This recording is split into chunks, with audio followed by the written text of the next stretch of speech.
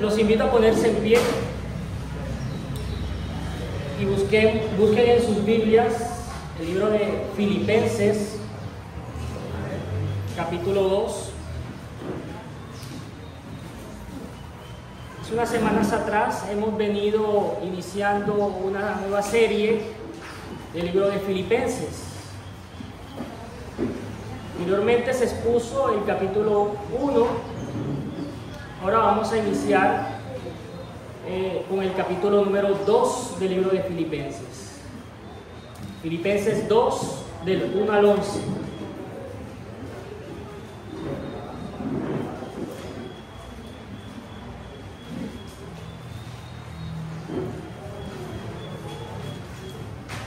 Filipenses 2, del 1 al 11.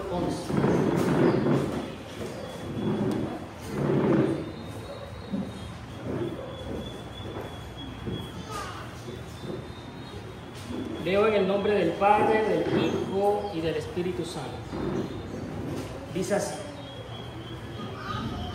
por tanto, si hay alguna consolación en el Cristo, si algún consuelo de amor, si alguna comunión del Espíritu, si algún afecto entrañable, si alguna misericordia, completad mi gozo sintiendo lo mismo, teniendo el mismo amor, unánimes, sintiendo una misma cosa.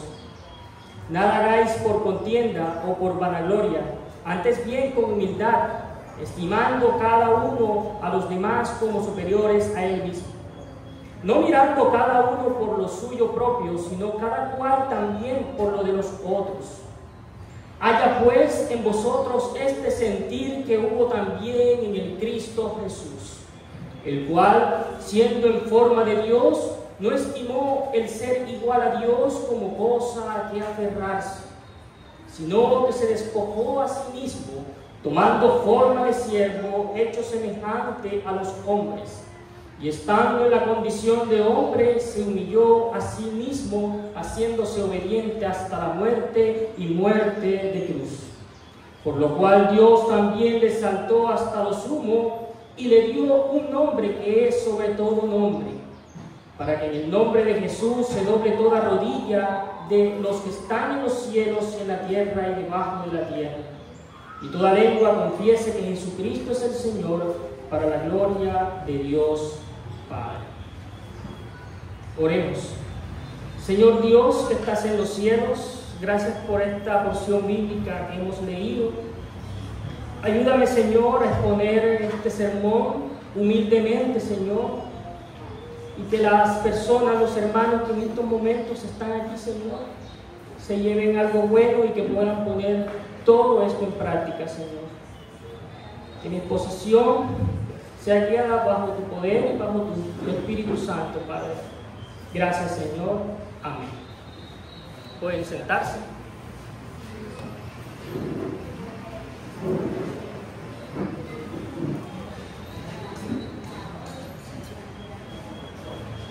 Bueno, hermanos, el pasaje que tenemos delante de nosotros hoy es uno de los textos más gloriosos del Nuevo Testamento. En él, el apóstol Pablo nos abre el corazón del Evangelio, el llamado a vivir con la mente de Jesucristo, el que siendo Dios se humilló hasta lo más bajo por amor a nosotros. Filipos era una ciudad orgullosa, una colonia romana. La gente allí valoraba los títulos, el estatus y también la posición social. Y en medio de esa cultura que decía, hazte grande, busca tu gloria, Pablo viene y les dice, hermanos, no hermanos, el verdadero gozo está en mirar a Jesucristo, en su humildad. Y yo creo que este mensaje sigue siendo igual de necesario hoy. ¿Por qué? porque vivimos en una sociedad que nos empuja a pensar primero en nosotros mismos, nuestros logros, nuestros derechos y también en nuestra imagen. Pero el Espíritu Santo, a través de esta carta, nos llama a mirar a Jesucristo y decir: Señor, enséñame a vivir como tú viviste, con humildad, con amor y también con servicio. Puedo decir que el tema central de este pasaje, de este tema, tiene que ver con el gozo verdadero del creyente. Tiene que ver que el gozo verdadero del creyente surge cuando imita la humildad de Jesucristo, quien, siendo el mediador del pacto eterno, se humilló para darnos vida y comunión con Dios. El gozo verdadero del creyente surge cuando imita la humildad de Jesucristo, quien, siendo el mediador del pacto, se humilló para darnos vida y comunión con Dios. Hermanos, hoy quiero que veamos juntos cómo la humildad de Jesucristo no solo es un ejemplo moral, sino una manifestación del pacto de gracia. Dios prometió redimir a su pueblo y lo hizo a través de un Salvador humilde. Y ahora, como su pueblo, somos llamados a reflejar ese mismo carácter, viviendo en humildad, unidad y también en amor. Este sermón lo he dividido en dos partes. El primero, humildad, le he llamado humildad en carácter. Humildad en carácter. Que van desde los versículos 1 al versículo 4. Y allí vamos a ver cómo la humildad se manifiesta en nuestra vida diaria, en nuestras relaciones dentro de la iglesia. Y en segundo lugar, he puesto por nombre al segundo título, humildad en la encarnación, que van desde los versículos 5 hasta el versículo 11. Allí vamos a ver cómo Jesucristo mismo nos dio el ejemplo supremo de dejar su gloria y hacerse un siervo humilde. Hermanos, déjenme decirles algo que aprendemos aquí desde un principio. El Evangelio no nos llama simplemente a creer, sino a imitar. Y no a imitar a cualquiera, sino a imitar al Hijo de Dios, a nuestro Señor Jesucristo. Vemos que el apóstol Pablo no le escribe a los filipenses para corregir grandes herejías ni para reprender pecados escandalosos. Les escribe para formar el corazón del pueblo santo de Dios. Y el corazón del cristiano, hermanos, se forma a la imagen de Jesucristo. Un corazón humilde, dispuesto a servir, dispuesto a ceder y también dispuesto a amar. Si hay algo que une a la iglesia, no son los gustos, ni los estilos, ni tampoco las tradiciones. Lo que verdaderamente une a la iglesia, hermanos, es la humildad. Y por eso Pablo dice: si hay algún consuelo en el Cristo, si hay algún consuelo de amor, si alguna comunión del Espíritu, si algún afecto entrañable y compasiones, completar mi gozo. Hermanos, es como si Pablo dijera: hermanos, si ustedes realmente han experimentado el amor del Cristo, si saben lo que es ser consolados por la gracia de Dios, si tienen comunión con el Espíritu Santo, entonces vivan en unidad, en humildad y en el mismo amor. Así que hoy vamos a caminar juntos por este texto, paso a paso, a ver cómo se ve la humildad en la vida de un creyente y luego cómo esa humildad fue vivida perfectamente en nuestro Señor Jesucristo, nuestro siervo sufriente. Por eso el título que le he puesto a este sermón, es El gozo de imitar a Jesucristo. Ese es el título, el gozo de imitar a Jesucristo. Y vemos, hermanos, que ese gozo no viene de buscar un reconocimiento, ni mucho menos poder, y tampoco posición. Viene de seguir el camino del pacto de gracia, el camino de la obediencia, el servicio a la humillación voluntaria del Hijo de Dios, de nuestro Señor Jesucristo. A continuación, hermanos, entraremos en la primera parte, la humildad en carácter. Humildad en carácter. Donde Pablo nos enseña cómo el carácter humilde de Jesucristo se refleja en la vida del creyente y en la comunidad del pacto.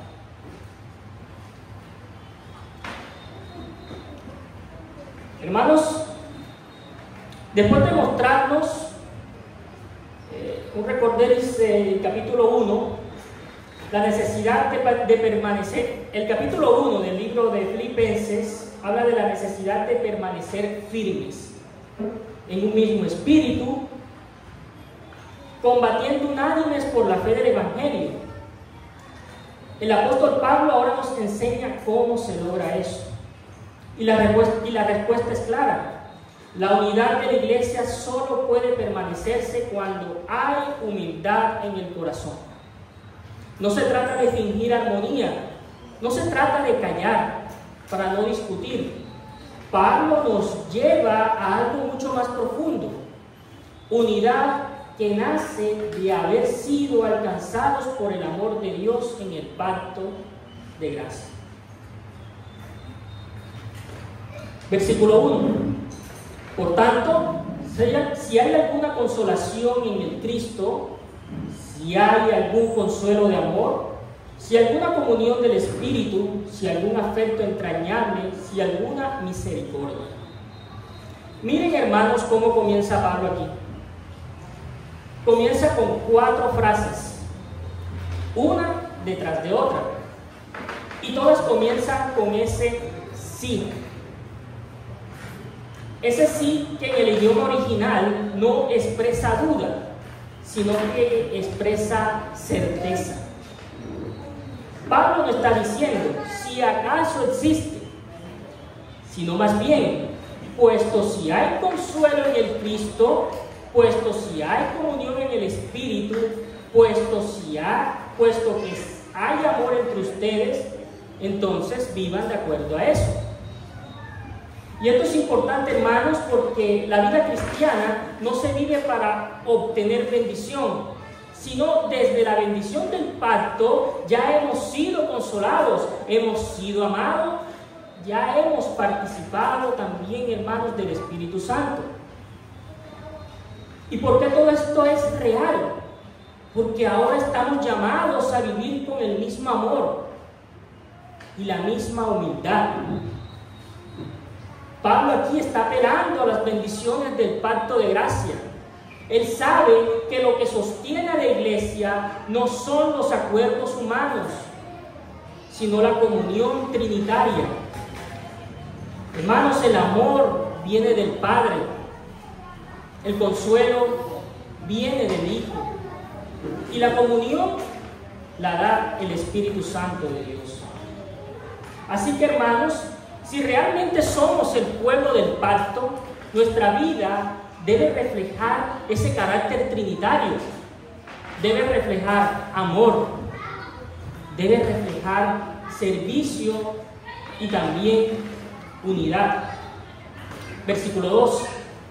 Completad mi gozo sintiendo lo mismo, teniendo el mismo amor, unánimes, sintiendo una misma cosa. Aquí Pablo Como un pastor que ama a su congregación, hermanos, les dice: si quieren hacerme verdaderamente feliz, vivan en unidad. Y hermanos, aquí vemos algo precioso. Para Pablo, la unidad de la iglesia no es un proyecto organizativo, sino una expresión del gozo del Evangelio. Él repite 4 veces la idea de lo mismo sentir, mismo amor, una misma alma, una misma mente. ¿Y saben qué es lo que está diciendo aquí Pablo? Está recordándoles a la iglesia que es un solo cuerpo en Jesucristo. Así como el Padre, el Hijo y el Espíritu Santo viven en perfecta unidad, así también el pueblo redimido debe reflejar esa comunión divina. Y esa es la continuación del pacto. Lo que Dios quiso para su pueblo desde Abraham, un pueblo unido por la fe, guiado por el amor y sostenido por el Espíritu. Ahora se cumple plenamente en la comunidad del pacto, en la iglesia de Dios, en la iglesia de Jesucristo. Versículo 3. Nada hagáis por contienda o por vanagloria, antes bien, con humildad, estimando a cada uno por los demás como superiores a él mismo. Aquí Pablo nos confronta directamente. Nos dice: no hagan nada por contienda. Aquí la palabra griega es eriteia, que se usaba para describir a los que buscaban su propio beneficio, como los políticos o líderes que servían en su causa. Y luego agrega: ni por vanagloria. Aquí, hermanos, la palabra vanagloria literalmente significa gloria vacía. Pablo nos dice que toda gloria que no proviene de Dios es vacía, es hueca, sin peso. Hermanos, el orgullo es gloria hueca. El orgullo es gloria vacía. Pero la humildad, hermanos, es gloria verdadera. Por eso dice: con humildad, estimando a los demás como superiores. Eso no significa pensar menos de uno mismo, sino pensar más de los demás. Significa también, hermanos, valorar al hermano como alguien a quien Jesucristo también murió, alguien incluido en el mismo pacto de gracia. Y aquí hay algo profundamente pactual. En el Antiguo Testamento, Israel fue llamado a cuidar al prójimo, porque todos estaban bajo un mismo pacto. Pablo toma ese principio y lo aplica nuevamente a la comunidad del pacto, a la iglesia. Y dice: traten a su hermano como alguien que comparte con ustedes la misma gracia, la misma redención y también el mismo Salvador. Versículo 4. No mirando cada uno por lo suyo propio, sino cada cual también por lo de los otros. ¿Qué contracultural es esto, hermanos? El mundo hoy nos dice: hermano, preocúpate por ti mismo. Primero tú, primero nuestro trabajo. Pero el Evangelio dice: mira también por los intereses de los demás. Eso es lo que hace, hermanos, el amor del pacto. Nos saca del centro y nos descentra de nosotros mismos y nos centra en Jesucristo y también en su pueblo. Aquí vemos, hermanos, que la verdadera humildad no busca recompensa, no busca reconocimiento Sirve porque ha sido servido. Ama porque ha sido amado. Y da porque el mismo Jesucristo lo dio todo primero por ti, por mí y por los escogidos. Hay aquí unas aplicaciones prácticas en la familia. Hermanos, la humildad es el hogar. Es el primer campo donde se prueba nuestro carácter cristiano. Es más fácil ser humilde en público que en casa. Pero el llamado de Jesucristo es el mismo. Tener en vosotros ese sentir que hubo también en Él. En la iglesia no hay verdadera unidad sin humildad. No hay comunión en el Espíritu si no estamos, hermanos, dispuestos a considerar al otro como más importante que nosotros mismos. ¿Y cómo estamos ante el testimonio en el mundo? El mundo verá a Jesucristo cuando vea a una comunidad del pacto que no compite, sino que sirve, que no se eleve, sino que se inclina ante Dios y ante su señorío. Así que, hermanos, hemos sido reconocidos en el amor de Jesucristo. Si hemos experimentado un consuelo en el Espíritu, si vivimos bajo la gracia del pacto eterno, entonces, hermanos, la humildad no es una opción. Es el esfuerzo inevitable de haber sido alcanzados por la misericordia de Dios de antes de la fundación del mundo. Y ahora Pablo, hermanos, nos va a mostrar el modelo supremo de esa humildad. No una idea, no una virtud abstracta, sino una persona. Jesucristo, el Hijo eterno de Dios, quien siendo en forma de Dios, no se aferró a su gloria, sino que se humilló hasta lo más bajo. Se humilló, hermanos, se humilló. Y en la próxima parte, en el segundo punto, veremos esto. La humildad en la encarnación. Hermanos, en los versículos del 1 al 4, Pablo nos enseñó cómo la humildad se manifiesta en nuestro carácter. Ahora, en los versículos 4 al versículo 11, nos muestra el modelo perfecto de esa humildad. Y esa humildad es Jesucristo mismo. Aquí estamos en uno de los pasajes más gloriosos de todas las Escrituras. Lo que muchos estudiosos llaman el himno cristológico de Filipenses. Es como si Pablo, al hablar de humildad, no pudiera evitar levantar su mirada al cielo y decir: si quieren ver lo que es la verdadera humildad, miren al Señor, miren a Jesucristo. Por eso el versículo 5 dice así: haya pues en vosotros este sentir que hubo también en el Cristo Jesús. Pablo no está simplemente aquí, hermanos, dando un consejo moral.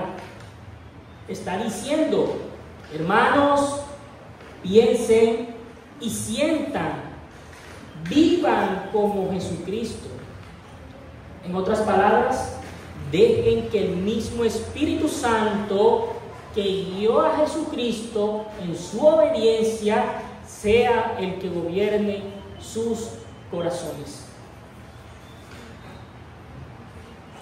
Y aquí encontramos algo profundamente factual. Jesucristo no vino como ejemplo vino como el postrero Adán, el cabeza del pacto, que es la cabeza del pacto de gracia, que obedeció lo que el primer Adán falló. Adán, hermanos, Adán quiso exaltarse, pero Jesucristo se humilló. Adán quiso ser igual a Dios, pero el Hijo de Dios, Jesucristo, siendo Dios, se hizo siervo. Versículo 6. El cual, siendo en forma de Dios, no estimó el ser igual a Dios como cosa a que aferrarse.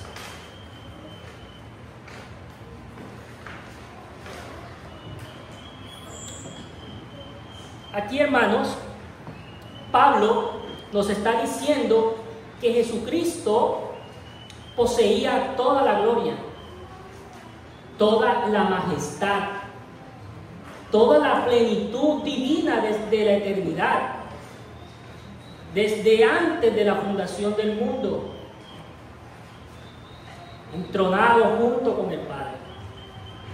La palabra forma viene del griego morfe y no significa apariencia externa, sino la naturaleza divina, es decir, el ser esencial. Hermanos, Jesucristo es Dios verdadero, de la misma naturaleza que el Padre, como lo recitamos todos los domingos en nuestros credos. Sin embargo, Él nos aferró a eso como algo que debía preservar a toda costa. No usó su divinidad para su propio beneficio. Él no renunció a su naturaleza divina, sino al privilegio de ejercer todos sus derechos divinos. En el contexto del judaísmo antiguo, esto era un escándalo. El judaísmo del primer siglo veían y sabían de antemano que ningún ser humano podía compartir la gloria de Dios. Sin embargo, Pablo afirma que Jesús, siendo Dios, eligió descender. Él no robó la gloria descendió a Él voluntariamente. Y esto, hermanos, es el corazón del pacto eterno de gracia. El Hijo de Dios desciende para levantar a los hijos de Adán. Versículo 7. Sino que se despojó a sí mismo, tomando forma de siervo, hecho semejante a los hombres. Aquí la palabra central de este pasaje dice, se despojó. En griego se usa la palabra ekenosis, de donde viene la palabra kenosis. Esto no significa que Jesucristo dejó de ser Dios, sino que renunció a la manifestación de su gloria, poniéndose a los límites de la humanidad. Hermanos, el Dios eterno se hizo hombre. El Creador tomó forma de criatura. El Señor del pacto se hizo siervo. Cuando Pablo dice, tomando forma de siervo, está citando el lenguaje del siervo del Señor en Isaías 53. Jesucristo vino a cumplir ese papel, a cumplir el papel de humillarse, de vivir como el siervo obediente que lleva las transgresiones de su pueblo y restaura aquella comunión que estaba completamente perdida después de haber quebrantado el pacto Adán. Y hermanos, aquí se cumple la continuidad del pacto. El Dios del Antiguo Testamento prometió el Dios en el Antiguo Testamento prometió redención mediante un sacrificio. Ahora, en Jesucristo se ofrece Él mismo, Dios, la segunda persona de la divinidad, se ofrece a sí mismo como el sacrificio eterno una vez y para siempre. Versículo 8. Y estando en la condición de hombre, se humilló a sí mismo, haciéndose obediente hasta la muerte y muerte de cruz. Si el versículo anterior nos mostraba una humillación al hacerse hombre, este nos muestra la profundidad de esa humillación. Obediencia hasta la muerte. Y no cualquier muerte, sino muerte de cruz. Hermanos, en la cultura romana, morir en una cruz era la forma más vergonzosa de ejecución. Allí morían todos los malvados, los ladrones, los asesinos. Y el Imperio Romano, como humillación, asesinaba y colgaba a esos ladrones en una cruz. Era el castigo de los esclavos y de los criminales. Y en el judaísmo del primer siglo, colgado en un madero significaba estar bajo maldición, como lo dice Deuteronomio 21-23. Hermano, Jesucristo, el Santo bendito, el Hijo de Dios, la segunda persona de la divinidad, tomó sobre sí la maldición del pacto que nosotros merecíamos por quebrantado. En otras palabras, el Hijo de Dios fue maldito para que nosotros pudiéramos ser bendecidos. Y esa es la profundidad de la humildad divina del Hijo de Dios. Hermanos, Jesucristo, el que es la vida, muere. El que es la bendición, se hace maldición. Y el que es el Señor, se hace siervo. Y todo lo hizo, hermanos, en obediencia pactual al Padre. Como dice Hebreos 17, he aquí vengo, oh Dios, para hacer tu voluntad. Versículo 9, por lo cual Dios también le exaltó hasta lo sumo y le dio un nombre que es sobre todo nombre. Aquí vemos el principio eterno del pacto. Humillación precede a la exaltación. Jesucristo descendió hasta lo más bajo y el Padre lo levantó hasta lo más alto, sentado a la diestra de Él. El nombre que es sobre todo nombre no es otro nombre que el Señor del pacto. Allí viene de la palabra griega Kyrios, el mismo nombre que en el Antiguo Testamento se reserva al Señor, a Yahweh o a Jehová.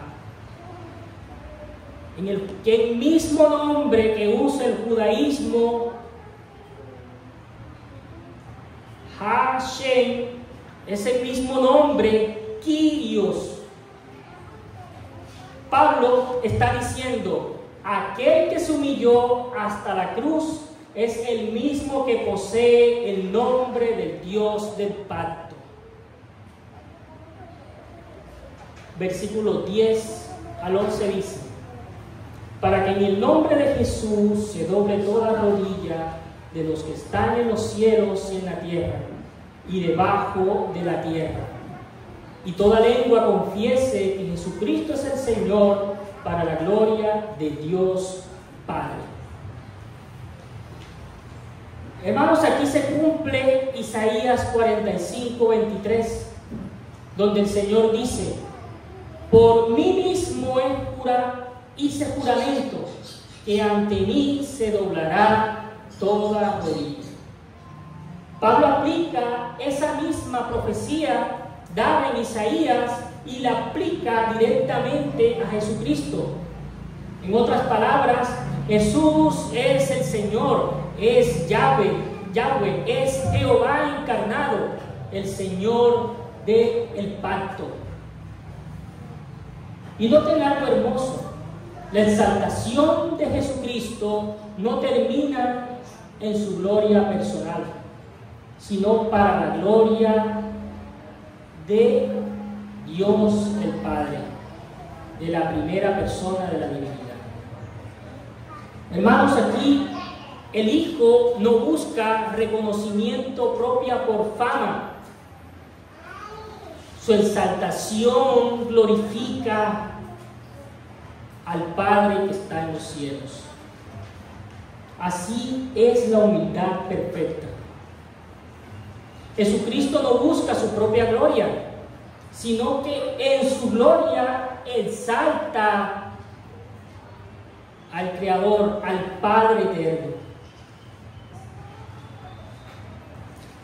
Vemos unas aplicaciones. En primer lugar, la humildad es el camino del pacto. Jesucristo no vino solo para salvarnos, sino para mostrarnos cómo se vive en la comunión del Dios Trino, sirviendo, obedeciendo y también glorificando al Padre. No hay exaltación sin cruz. El camino del creyente es el mismo que el del Señor. Primero, hermanos, viene la obediencia, luego la gloria. Primero la cruz, luego la corona. Nuestra esperanza es segura, porque en Jesucristo fue exaltado. Nosotros también seremos exaltados juntamente con Jesucristo. Su exaltación, hermanos, garantiza la consumación del pacto eterno de gracia. Hermanos, este pasaje no solo nos enseña cómo fue Jesucristo, nos enseña y nos muestra quiénes somos en Él. Somos parte del pueblo del pacto de gracia, llamados a servir el mismo camino que Él recorrió, el camino de la humildad, el camino de cómo Jesucristo se humilló a sí mismo, siendo obediente y luego exaltándose a sí mismo y estando a la diestra de Dios Padre, gobernando en estos momentos. El camino del servicio, hermanos, el camino del gozo que nace al obedecer a Dios, al obedecer sus mandamientos. Por eso la vida de nosotros, la vida del cristiano, no es una lucha por subir, sino, hermanos, un llamado a descender. Y cuando descendemos en humildad, el Dios del pacto se encarga de levantarnos en gloria. Y el que se humilla será exaltado, como lo dice Lucas 14:2. Así que, hermanos, imitemos a Jesucristo no por obligación, sino por gratitud. El gozo más grande que podemos tener no está en ser reconocidos, sino en reflejar al Salvador que se humilló por ti, por mí.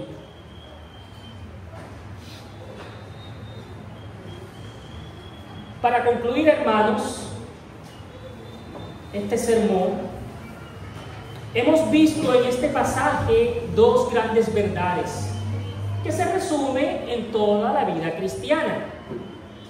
Vimos la humildad en el carácter.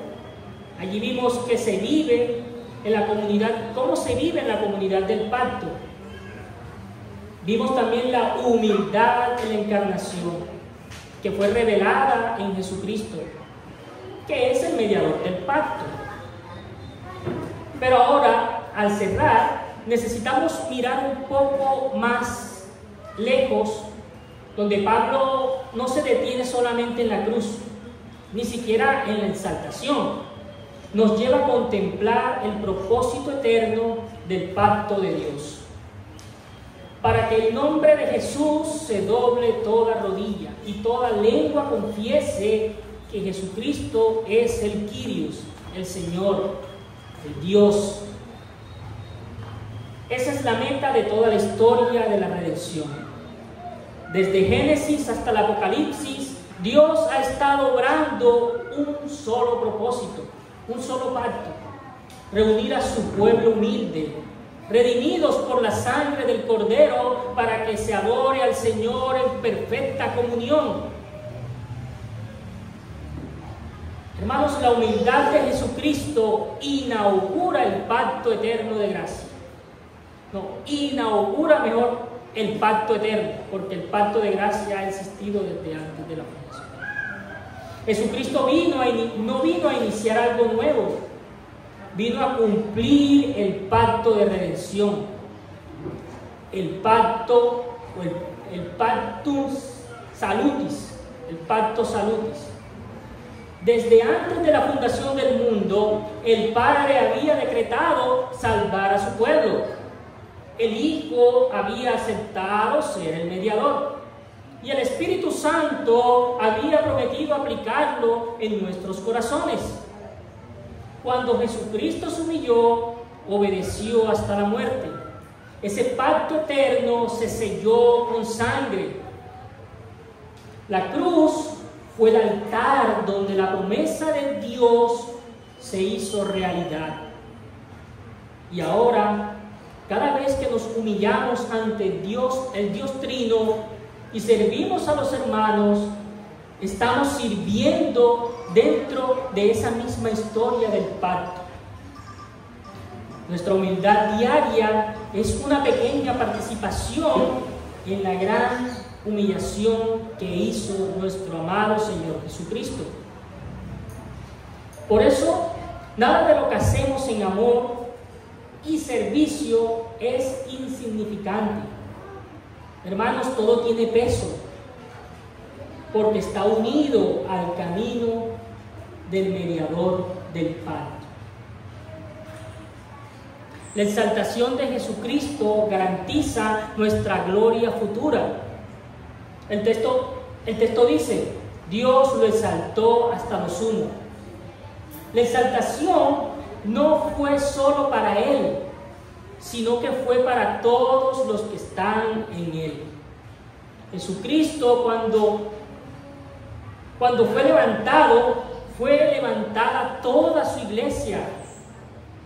Por eso Pablo puede decir en Efesios 2:6: y juntamente con Él nos resucitó, y asimismo nos hizo sentar en los lugares celestiales juntamente con Jesús el Cristo, Jesús el Mesías. Hermanos, el mismo Dios que exaltó a Jesucristo exaltará también a su pueblo. El camino de la cruz es el camino del reino. El camino de la humildad es el camino de la victoria final.